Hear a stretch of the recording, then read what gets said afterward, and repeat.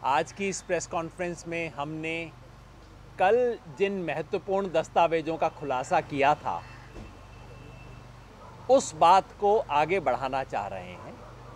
आपको याद होगा, कल हमने इस देश के दो महत्वपूर्ण नेताओं श्री रविशंकर प्रसाद, जो कि आज यूनियन कैबिनेट मिनिस्टर हैं, और श्री मनीष तिवारी, जो कि यूपीए के राज में कैबिनेट मिनिस्टर हुआ करते थे, उन दोनों के रिलायंस ग्रुप से संबंधों का खुलासा किया था।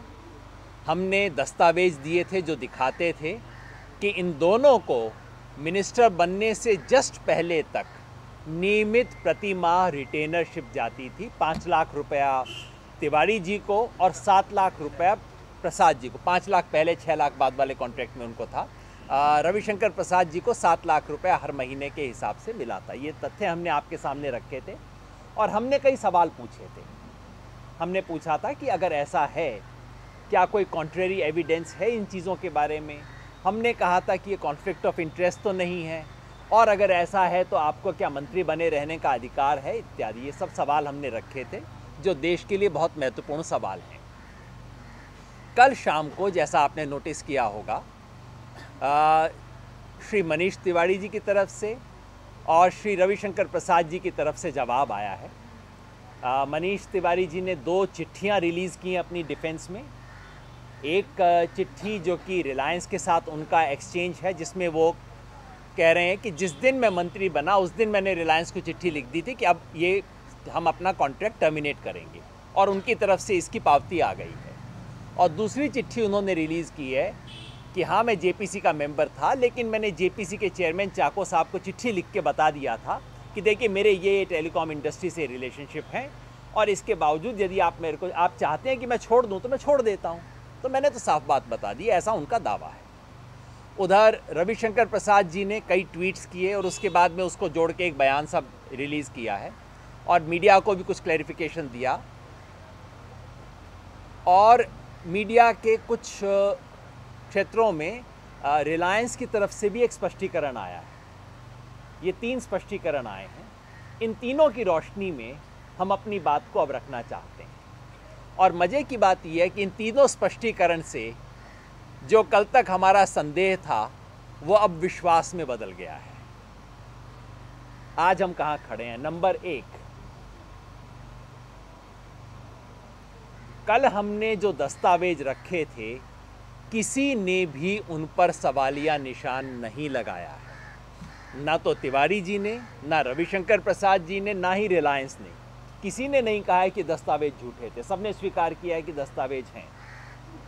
हम आपको कल तक तस्वीर का एक हिस्सा दिखा पाए थे कि इनकी तरफ से मांगा गया है, इनकी तरफ से इनवॉइस किया गया है, और अगर कोई लेन देन ना हुआ होता तो कोई कह देता कि ये कागज़ बने थे, लेकिन दरअसल लेन देन कुछ हुआ नहीं। ऐसा किसी ने दावा नहीं किया है। तो यानी, और रिलायंस ने स्पष्ट रूप से कहा है कि हाँ, पैसा दिया गया था, फला काम के लिए दिया गया था।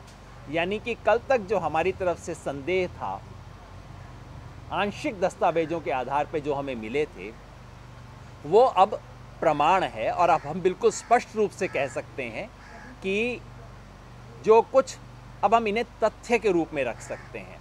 यानी कि तथ्य ये है कि श्री रविशंकर प्रसाद को अप्रैल 2013 से मार्च 2014 तक फाइनटेक कॉरपोरेशन प्राइवेट लिमिटेड से 7 लाख रुपए प्रति माह मिले। एक साल में 84 लाख रुपए उनको मिले।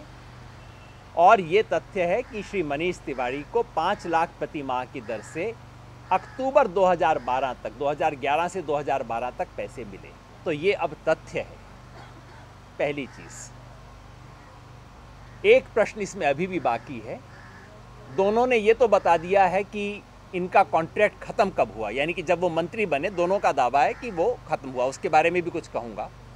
लेकिन अभी तक देश को ये नहीं पता है कि ये शुरू कब हुआ।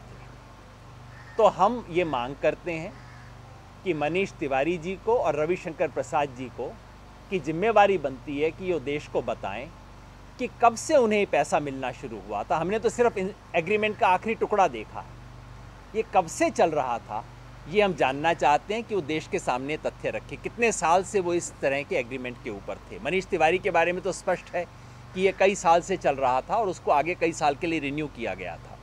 रविशंकर प्रसाद जी के बारे में हम जानना चाहते हैं कि कब से चला था। मनीष तिवारी जी ने अपने स्पष्टीकरण के अंदर अपनी जो चिट्ठियां डाली हैं, उन चिट्ठियों से बिल्कुल जाहिर हो गया है कि ये एक रिटेनरशिप एग्रीमेंट था। वो साफ साफ इस शब्द का इस्तेमाल करते हैं, वो इस बात को स्वीकार करते हैं कि रिटेनरशिप थी। रिटेनरशिप मतलब आप काम करें न करें, आपको एक खास मुश्त अमाउंट हर महीने ये पैकेट आपको दिया जाएगा। वो स्वीकार करते हैं खुद अपने मुंह से, और रिलायंस की चिट्ठी में रिटेनरशिप शब्द का इस्तेमाल किया हुआ है।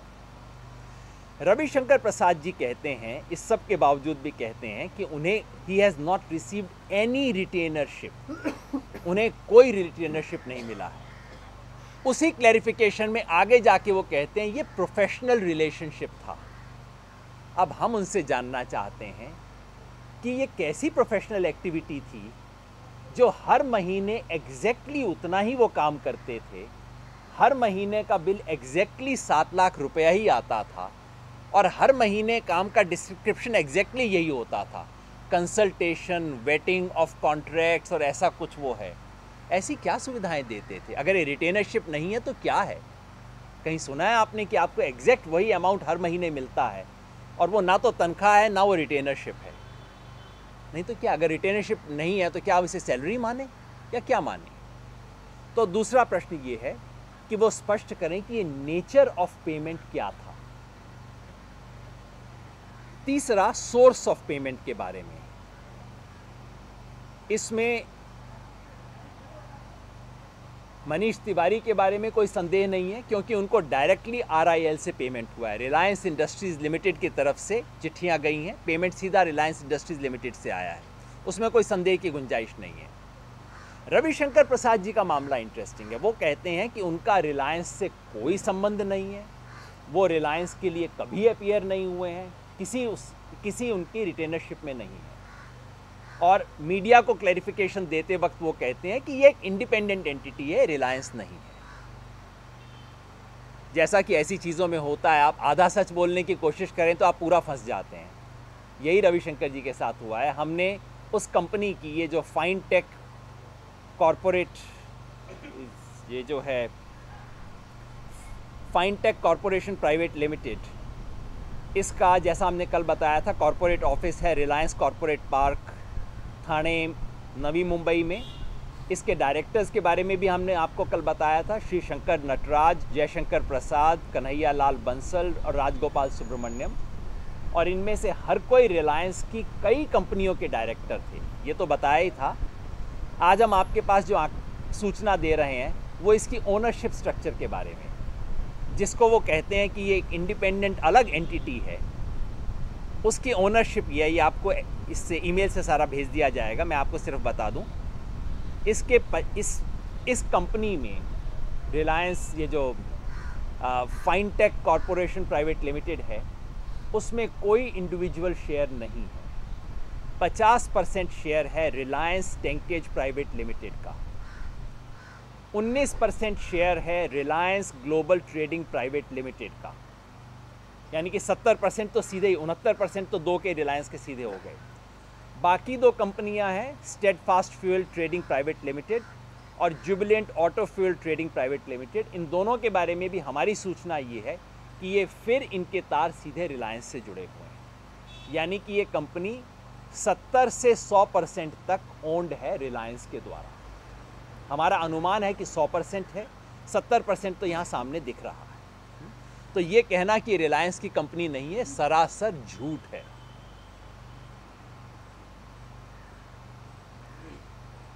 श्री प्रसाद ने और श्री तिवारी ने दोनों ने दावा किया है कि ये सारे पेमेंट उनके मंत्री बनने से पहले तक के थे, मंत्री बनने के बाद रुक गए।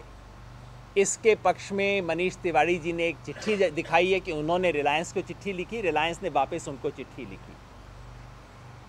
आपको ध्यान होगा, आप में से कई लोगों ने कल पूछा भी था कि क्या आप दावा कर रहे हो कि मंत्री होते हुए उन्होंने पैसा लिया, और हमने कल स्पष्ट किया था कि नहीं, हम ऐसा कोई दावा नहीं कर रहे हैं। हम सिर्फ ये कह रहे हैं कि उन्होंने जो कॉन्ट्रैक्ट इनिशियली किया था वो उस पीरियड से ओवरलैप करता है जब वो मंत्री बने। एक्चुअल पेमेंट हुआ कि नहीं हुआ ये उन्हें बताना चाहिए। उन्होंने स्पष्ट किया है कि पेमेंट नहीं हुआ। हम केवल उनसे अर्ज करेंगे कि ये जो उनका दस्तावेज़ था जिसमें उन्होंने रिलायंस से चिट्ठी लिखी थी कि मैं आपसे पेमेंट बंद करता हूं, और रिलायंस ने कंफर्म किया है कि हम भी बंद कर रहे हैं, क्या इस चिट्ठी को उन्होंने किसी भी सरकारी फाइल के अंदर लगाया था? बहुत महत्वपूर्ण दस्तावेज है और हमें पूरा विश्वास है कि ये उन्होंने कल शाम को नहीं बनाया है। ये 2012 में ही दिया गया होगा, लेकिन अगर ऐसा कोई दस्तावेज है तो इसको सरकारी फाइल में रखा जाता है। क्या सरकारी फाइल में थे ये डॉक्यूमेंट? यानी कि इनकी कॉपी मिल सकती है। इनके लिए मिनिस्टर्स को अपने इंटरेस्ट फाइल करने होते हैं। मिनिस्टर बनते वक्त अपने किसी भी इंटरेस्ट को डिक्लेयर करना होता है। तो क्या उन्होंने इन चीज़ों को उस वक्त डिक्लेयर किया था? नहीं तो एक खामखा एक संदेह बन जाएगा ना कि आपने कल शाम को बैठ के चिट्ठियाँ मैन्युफैक्चर की हैं। हम चाहते हैं कि ये संदेह खत्म हो जाए, हमें कोई संदेह नहीं है उन पर हम चाहते हैं फिर भी ये शक खत्म हो जाए लोगों के मन से, ताकि पता लग जाए चिट्ठियाँ पहले से फाइल थी। रविशंकर प्रसाद जी ने ऐसी कोई चिट्ठी नहीं दी है, ऐसा कोई डॉक्यूमेंट्री प्रूफ नहीं दिया, अभी तक उन्होंने कोई भी डॉक्यूमेंट्री प्रूफ नहीं दिया है। लेकिन उनसे भी हम चाहते हैं कि वो जनता के मन में कोई संदेह ना रहे, इसलिए ये भी स्पष्ट कर दें। उन्होंने केवल ये कहा है कि उन्होंने अपनी लीगल प्रैक्टिस ख़त्म कर दी और प्रोफेशनल रिलेशनशिप्स ख़त्म कर दिए। वो स्पष्ट कर दें कि उस तारीख के बाद उनको एक भी पैसा उनके अकाउंट में नहीं आया है, और अगर उन्होंने भी ऐसी कोई लिखी चिट्ठी पत्री की हो तो वो भी वो भेज दें, वो अच्छा रहेगा। लेकिन हमारा, जैसा कल आपको ध्यान है, हमारा ये मेन पॉइंट बिल्कुल नहीं था। हमने कल ये नहीं कहा था कि मंत्री होते हुए उन्हें पैसा मिला। हमारा कहना ये था कि आप आज तक उनसे रिटेनरशिप ले रहे हो, कल आप मंत्री बन जाते हो, उसी मंत्रालय के जिसका इस कंपनी से संबंध है, जिसके आप कल तक रिटेनर थे, और आप उस कंपनी के सैकड़ों करोड़ के मामले देखना शुरू करते हो। क्या ये कॉन्फ्लिक्ट ऑफ इंटरेस्ट नहीं है? हमने इसके ऊपर नैतिक और राजनीतिक आपत्ति दर्ज की थी, जिसका कोई जवाब नहीं दिया। शायद ये चीज़ें उनके वोकेबलरी में नहीं है, नैतिक और राजनीतिक आपत्ति, उन्हें केवल कानूनी चीज़ें दिखाई देती हैं। हमने जो कल लीगल मामला उठाया था उसका कोई जवाब नहीं मिला है। हमने लीगल मामला जो उठाया था वो ये था कि श्री रविशंकर प्रसाद और श्री मनीष तिवारी दोनों जॉइंट पार्लियामेंट्री कमेटी के सदस्य थे। दोनों उस वक्त एमपी थे। रविशंकर प्रसाद जी राज्यसभा के, मनीष तिवारी लोकसभा के, दोनों एमपी थे। दोनों जॉइंट पार्लियामेंट्री कमेटी के मेंबर्स थे। और वो जॉइंट पार्लियामेंट्री कमेटी किसके बारे में थी? टेलीकॉम के बारे में थी, केवल 2G स्कैम के बारे में नहीं थी। उस पार्लियामेंट्री कमेटी का स्कोप ये था कि सन 2001 से लेके 2011 तक जितने भी डील हुए हैं, 2001 से ही था ना, 98 से 1998 से लेके 2011 तक जितने भी टेलीकॉम के डील हुए हैं, उन सब को एग्जामिन करना उस कमेटी का स्कोप था। यानी कि पूरा टेलीकॉम सेक्टर उस कमेटी के तहत आता था। उस कमेटी के ये दोनों सदस्य थे। पार्लियामेंट के न्यूनतम नियमों में से ये है कि जब आप किसी भी कमेटी के सदस्य होते हैं और उस कमेटी के रिलेटेड किसी पैसे का लेन देन आपका है, तो आपको उसे डिक्लेयर करना पड़ता है। आपको ध्यान होगा कि अभिषेक मनु सिंघवी को इस कमेटी को छोड़ना पड़ा था इसी ग्राउंड पे, क्योंकि वो आइडिया कंपनी के साथ उनका लीगल रिलेशनशिप था। अभिषेक मनु सिंघवी ने इसको छोड़ा था।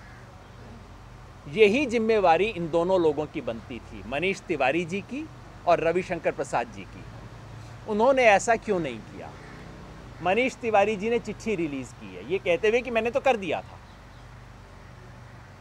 शायद उन्होंने चिट्ठी रिलीज़ करते समय अपनी पुरानी चिट्ठी पढ़ी नहीं है। वो चिट्ठी रिलीज़ करके तो पूरी तरह फंस गए हैं, क्योंकि उस चिट्ठी में उन्होंने ये लिखा है कि चाको साहब, सन 2001 से 2005 तक कुछ टेलीकॉम कंपनियों का मेरा लीगल रिलेशनशिप था, लेकिन सितंबर 2005 के बाद से किसी टेलीकॉम कंपनी या टेलीकॉम सेक्टर से जुड़ी हुई किसी एंटिटी से मेरा कोई रिलेशनशिप नहीं है। ये उनकी चिट्ठी में लिखा हुआ है। और ये तब जबकि वो रिलायंस के सीधा उसमें थे, पेमेंट में थे, उसके रिटेनर थे। अब कोई कह सकता है कि रिलायंस इंडस्ट्रियल RIL सीधे टेलीकॉम सेक्टर में नहीं थी, लेकिन ये बात सही नहीं है। 2011 तक दो चीज़ें हो चुकी थी। सन 2010 में 4G ऑक्शन हो चुका था, जिसके बाद RIL ने उसको पूरा एक्वायर कर लिया था। सो सन 2011 जून तक ऑलरेडी रिलायंस 2010 जून तक रिलायंस इंडस्ट्रीज़ लिमिटेड यानी कि मुकेश अंबानी वाली जो रिलायंस कंपनी है वो पूरी तरह टेलीकॉम सेक्टर में घुस चुकी थी। और ये चिट्ठी 2011 की है जिसकी बात की जा रही है। और वैसे भी क्योंकि इसमें सन 1998 से 2011 तक की चीज़ें थी, तो दोनों का ब्रेकअप होने से पहले जो जॉइंट कंपनी थी रिलायंस, उसके मामले भी आने थे। तो ये तो कहना मनीष जी का बिल्कुल गलत है और ये तो बहुत बड़ा है बात कि आप जॉइंट पार्लियामेंट्री कमेटी को चिट्ठी लिख के झूठ बोल रहे हैं कि मेरा कोई रिलेशनशिप 2005 के बाद नहीं रहा है, जबकि आपका रिलेशनशिप है, आपके अपने कागज़ों से स्पष्ट है कि है। रविशंकर प्रसाद जी इसके बारे में कुछ नहीं बोल रहे हैं, उन्होंने कोई अभी तक बताया नहीं है। लेकिन रविशंकर प्रसाद जी पे एक एडिशनल चीज़ बनती है, लोकसभा के सदस्यों पे वो नहीं है, राज्यसभा में एक विशेष बंदिश है। राज्यसभा के जो प्रोसीजर्स हैं उसका रूल नंबर 292 वो रूल कहता है कि अगर राज्यसभा के किसी भी सदस्य की कोई भी पिक्यूनरी इंटरेस्ट है, यानी कि लाभ का लेन देन का रिश्ता है, पैसे के लेन देन का रिश्ता है, ऐसे किसी भी मामले में जो राज्यसभा के सामने आता है या किसी कमेटी के सामने आता है, डायरेक्ट या इनडायरेक्ट रिश्ता है, तो उन्हें इसकी घोषणा एक रजिस्टर में लिखित रूप से करनी पड़ेगी। वो है register of members interest. Ravishankar Prasad ji ने, मनीष तिवारी ने तो कम से कम कोशिश की है, रविशंकर प्रसाद जी ने अब तक ये नहीं बताया है कि वो रजिस्टर ऑफ मेंबर्स इंटरेस्ट जो है, क्या उन्होंने उसमें लिखित सूचना दी थी कि मुझे रिटेनरशिप मिल रही है, जो भी मिल रहा है, किसी भी तरह का पैसा मिल रहा है, मुझे लीगल एडवाइस देने के लिए पैसा मिल रहा है, क्या उन्होंने इसकी घोषणा की थी? ये प्रश्न है जो बहुत बड़ा प्रश्न है, क्योंकि अगर इस नियम की उल्लंघन होता है तो ये तो सीधे सीधे राज्यसभा में प्रिविलेज का मामला बनता है, ये तो संसद के प्रिविलेज का मामला बनता है हमारे मंत्री जी के खिलाफ।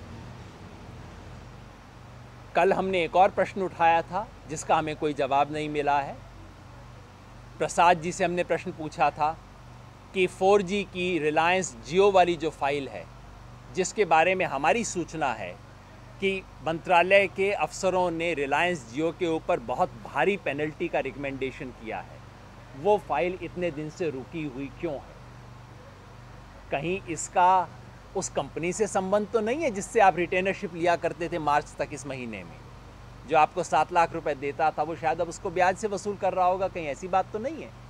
इसका कोई उन्होंने जवाब नहीं दिया है, केवल ये कहा है कि रिलायंस से संबंधित हर निर्णय बहुत निष्पक्ष तरीके से लिया जाएगा, लेकिन हमारी बात का जवाब नहीं है। हमने कल पूछा था कि ये सब होते हुए रविशंकर प्रसाद जी, आपको मंत्री पद पे बने रहने का नैतिक अधिकार है? इसका सीधे सीधे उत्तर तो वो नहीं देते हैं, लेकिन आप यदि उनका उत्तर पढ़ें तो आपको बड़े रोचक चीज़ें मिलती हैं। वो कहते हैं कि मैंने अपने जीवन में भ्रष्टाचार के विरुद्ध संघर्ष किया है, मैंने लालू जी के फॉडर स्कैम के बारे में उसका खुलासा किया था, मैंने 2G के बारे में उसके तथ्य सामने किए, उसमें स्ट्रॉन्ग डिसेंट का नोट दिया, और अगर आपको अब तक भरोसा नहीं हुआ मुझ पे, तो वो कहते हैं कि मैं राम जन्मभूमि केस के अंदर राम लला का लॉयर भी था। अब बताइए, इसके बाद आप कन्विंस हुए कि नहीं कि उन्हें इस्तीफा देने की ज़रूरत नहीं है? ये लिखित है उनका, मैं नहीं बना रहा हूँ, ये लिखित जवाब दे रहे हैं चीज़ों का कि मैं राम लला का लॉयर था। अब इस देश को तय करना है कि जो राम लला के लॉयर थे उनसे भ्रष्टाचार का सवाल पूछा जा सकता है या नहीं, जो फॉडर स्कैम के बारे में लालू प्रसाद यादव पे उंगली उठाते थे और बिल्कुल सही काम करते थे, आज उनके बारे में उंगली उठ सकती है कि नहीं? ये बड़े प्रश्न हैं जिसका उन्हें जवाब देना है। जैसा मैंने कहा, कल तक हम प्रश्न पूछ रहे थे, आज हमें तथ्य पूरे पता लग गए हैं और आज हम ये मांग करते हैं कि इन दोनों सदस्यों पे संसद की गरिमा की हानि के लिए जो भी प्रक्रिया होती है वो चलनी चाहिए, और श्री रविशंकर प्रसाद जो कि आज भी मंत्री हैं, उनको अपने मंत्री पद से हटाया जाना चाहिए। इसमें मैं योगेंद्र भाई की बातों में खाली 2 बातें ऐड करना चाहूँगा। एक प्रश्न ये भी उठता है कि मनीष तिवारी और रविशंकर प्रसाद रिलायंस की कंपनियों के अलावा और ऐसी कौन सी कंपनियां हैं जो सरकार से पेट्रनेज नहीं लेती हैं, बिल्कुल साफ़ सुथरा बिज़नेस करती हैं, चाहे वो इंफॉर्मेशन टेक्नोलॉजी का बिज़नेस हो या कोई ऐसा बिज़नेस हो जहाँ पे वो नेचुरल रिसोर्सेज ना लेती हों। क्योंकि रिलायंस की कंपनी को नेचुरल रिसोर्सेज ली हैं उन्होंने, उनके ऊपर आरोप है कि चाहे वो KG-D6 बेसिन हो या 4G हो, उन्हें बहुत कम दामों पर मिला है जिससे एक्सचेकर का नुकसान हुआ है। तो रिलायंस को छोड़कर ऐसी कौन सी कंपनियां जिनके ऊपर भ्रष्टाचार के आरोप ना हो, जिनके ऊपर ये आरोप ना हो कि नेशनल एक्सचेकर को उन्होंने नुकसान पहुंचाया हो, जिनके ऊपर ये आरोप ना हो कि देश की संपदा उनको कौड़ियों के दाम पर दे दी गई हैं, ऐसी कंपनियों से भी क्या उनको रिटेनरशिप मिली है इतनी ही क्वांटम की, 7 लाख, 8 लाख, 10 लाख, जैसे कि इन्फोसिस से मिली हैं क्या, विप्रो से मिली हैं क्या? मैं नाम ले रहा हूँ कि ऐसे साफ सुथरे बिजनेस करने वाली कंपनियों से भी क्या दोनों मंत्री महोदय को, एक UPA के मंत्री को और एक NDA के मंत्री को, इतनी भारी मात्रा में रिटेनरशिप, प्रोफेशनल फ़ी मिली है क्या? क्योंकि अगर ये इतने अच्छे लॉयर हैं और इनकी प्रोफेशनल एडवाइस की इतनी कीमत है इनके प्रोफेशन में, तो रिलायंस के अलावा बाकी कंपनियों से भी उनको इसी मात्रा में रिटेनरशिप या प्रोफेशनल फ़ी मिलनी चाहिए। एक ये प्रश्न है। दूसरा प्रश्न ये है कि सरकार के मंत्रियों के अलावा, ये तो पता है कि रिलायंस बड़े बड़े वकील रिटेन करता है, लेकिन और कितने वकीलों को रिटेन करती है रिलायंस, ऐसे वकीलों को? इसके बारे में भी रिलायंस को खुलासा करना चाहिए कि ऐसे और कितने MPs को उन्होंने रिटेन कर रखा है, जो MPs भी हैं, चाहे लोकसभा या राज्यसभा के MPs हैं, और साथ में वो वकील भी हैं, तो उनको उन्होंने रिटेन कर रखा है। और ऐसे और कितने मंत्री हैं इस सरकार में जिनको रिलायंस जैसी कंपनी या और कोई बड़ी कंपनी जो भ्रष्टाचार के बड़े मामलों में पिछले कुछ दिनों में उनके ऊपर आरोप रहे हों, उन्होंने और कितने मंत्रियों को रिटेन किया है? इसका वॉलेंट्री डिस्क्लोजर या तो मंत्रियों को खुद करना चाहिए या फिर ऐसी कंपनियों को भी करना चाहिए। और एक तीसरा प्रश्न इसमें ये आता है, अभी ये खबर छपी थी सभी बड़े अखबारों में कि अरुण जेटली जी ने वोडाफोन की टैक्स मैटर की रिलेटेड फाइल, जिसमें 20,000 करोड़ का मामला है वोडाफोन के ऊपर, उस फाइल को देखने से मना कर दिया उन्होंने। और उन्होंने कहा कि ये फाइल उनकी जूनियर मिनिस्टर निर्मला सीतारमण देखेंगी। और उन्होंने ये कहा कि इसमें कॉन्फ्लिक्ट ऑफ इंटरेस्ट है, क्योंकि जब वोडाफोन का टैक्स डिस्प्यूट चल रहा था और वो विपक्ष में थे, तब उन्होंने कुछ लीगल एडवाइस दी थी वोडाफोन को और वोडाफोन से प्रोफेशनल फ़ी ली थी।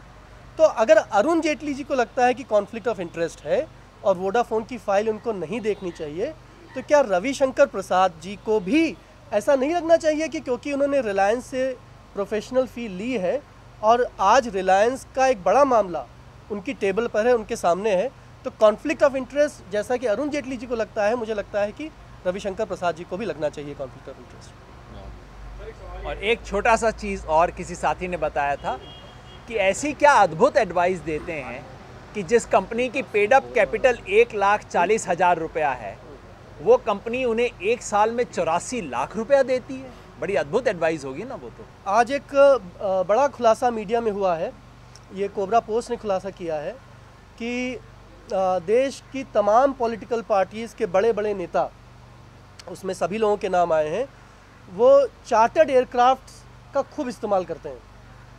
और ये बहुत बड़ी स्टोरी है, चार्टर्ड एयरक्राफ्ट जहाँ पर कई जगह कॉन्फ्लिक्ट ऑफ इंटरेस्ट दिख रहा है। हाँ, तो ये एक मामला है, मुझे लगता है कि ये भी एक काफ़ी गंभीर मामला है कि नेता, मंत्री, MP किसी भी कंपनी का चार्टर्ड एयरक्राफ्ट लेते हैं, उनकी सेवाओं का इस्तेमाल करते हैं और इसमें वो कुछ भी गलत उनको नहीं लगता है, क्योंकि ये तमाम चार्टर्ड एयरक्राफ्ट की कंपनियां किसी न किसी उद्योगपति की हैं और ये जितनी भी कंपनियां हैं चार्टर्ड एयरक्राफ्ट की, वो सब नुकसान में चल रही हैं। तो कंपनियों को ऐसा क्या फ़ायदा मिलता है कि वो तमाम बड़े नेताओं को चार्टर्ड एयरक्राफ्ट से भेजते हैं और अपनी कंपनियों को नुकसान में रखते हुए भी चार्टर्ड एयरक्राफ्ट की सुविधाएं बड़े बड़े नेताओं को मुफ्त में देते हैं? और क्यों लेते हैं हमारे नेता चार्टर्ड एयरक्राफ्ट की सेवाएं?